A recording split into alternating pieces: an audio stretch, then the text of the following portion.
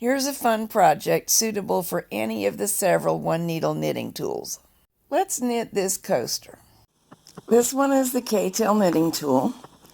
This is the homemade version that you may have made along with me, and this is actually the prototype, the least fancy of the tools that we made together. I managed to get the same gauge in both of them. 14 stitches is going to equal 3.5 inches wide, and it really doesn't matter what your row gauge is because we can knit any number of rows we want. This is the stitches, this is the rows. The whole point of fiber crafts is to be able to actually make something. So let's start with something simple, a coaster. And we'll go over right here the only skills that you're going to need. That was a slip knot. We start with that. Wrap your fingers twice with the yarn tail held towards you by the thumb.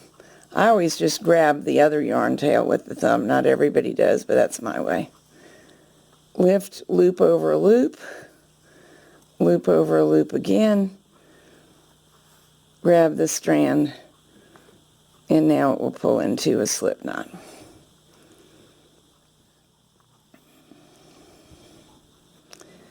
Adjust it to the size you want. Of course, before we actually do that, we need to thread the tool. In this case, it's through the needle and under the yarn guide. In the case of this one, you must do the yarn guide first.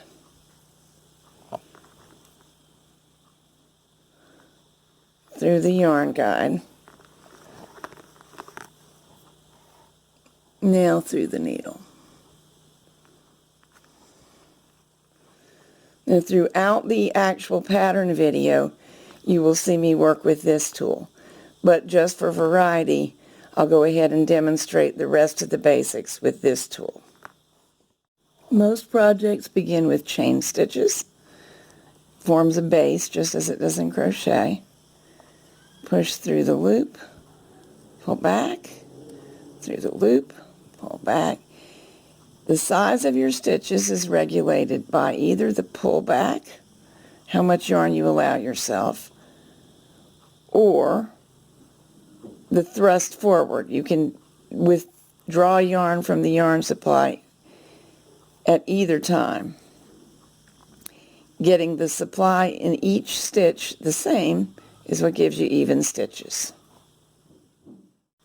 When you have enough chain stitches, begin the project like this. We're only going to do one very simple stitch.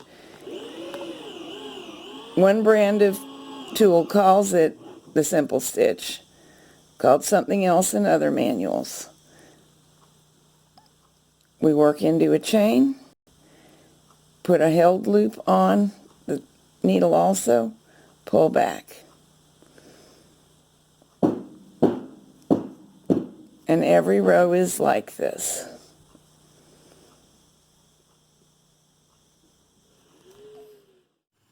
Okay, ready to make the coaster? Don't forget the important step of first threading the yarn through the needle and the yarn guide.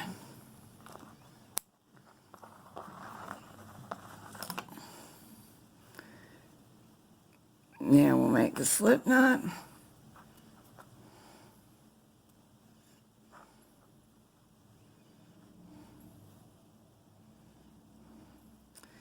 And adjust it to size. Get rid of the excess yarn. Let's chain 15. 1, 2, 3, 4, 5, 6, 7, 8, 9, 10, 11, 12, 13, 14, 14, 15. Turn. We won't work into this chain because my loop is coming out of it. So we'll start with this chain, 1, 2, 3,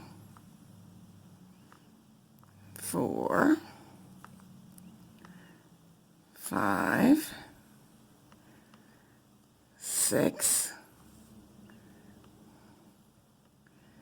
7, 8,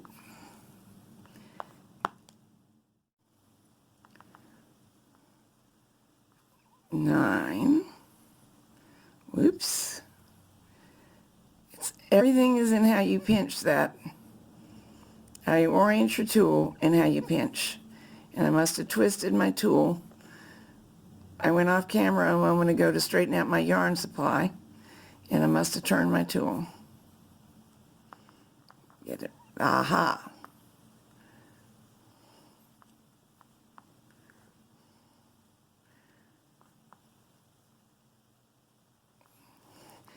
And in straightening that out, I lost count. So let's count together, because that's how we're going to make sure we end up keeping even edges on the project. I've chained 1, I've turned, I skipped that one, work into this one, 1, 2, 3, 4, 5, 6, 7, 8, 9, 10, 11, 12, 13, 14. Chain, turn. There's a loop coming out from this stitch, so I skip it, and 1,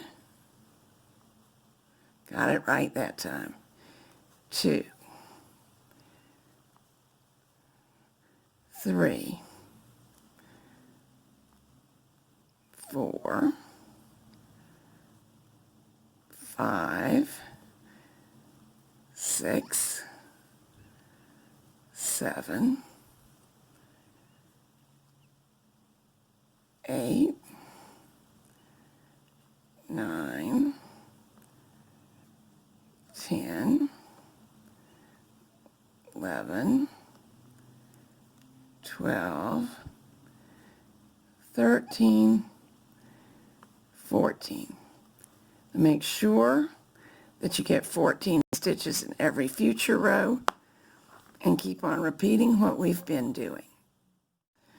I think once we get done with this, we're going to want to tidy up the edges, probably with a chain stitch, otherwise known as slip stitch in crochet, or even single crochet. But let's first make it square.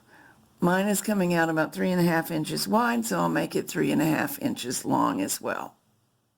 I'm ready for my last row, and as I've worked, I've discovered a couple of things. One is the way to keep your tool oriented correctly is try to avoid putting it down or twisting it when you turn from side to side on the fabric. At least for me, that's where I was most frequently going wrong and getting my yarn a little bit twisted around so that it didn't want to flow freely. And then there was a tendency to come down on the wrong side of the loop. To reiterate, what I mean by the wrong side of the loop is this side. It's already tucked into these stitches, so I can't use it to feed. This one is the one I want. Let's see if we can use this tool to crochet a chain right along the edge rather than changing tools. Everywhere we turned to change rows, a little loop like this formed. If we push through that, to chain stitch with the 1 needle knitting tool, push through the fabric and through the existing loop, grab a new loop, pull back, and repeat. Here I'm working right next to a stitch where there are loops along the edges, what were the left and right edges as we knitted, created by turning and making a chain stitch at the end of each row. I chose to work into those. Here I am at the corner. That looks quite nice so far. I think I should probably chain 1 to start myself around the corner and then keep going across.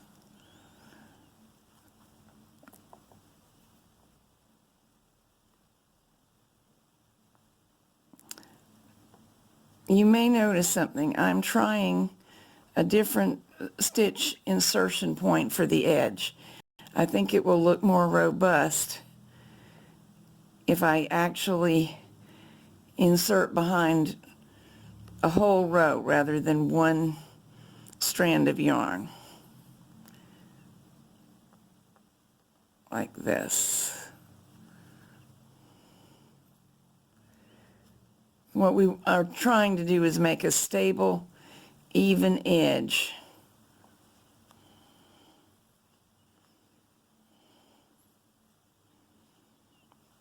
And if you did not have a very even edge, because it was a first attempt and you weren't that comfortable yet with the process, I think you could even it up like this. That's looking pretty nice. So let's go on up to the corner.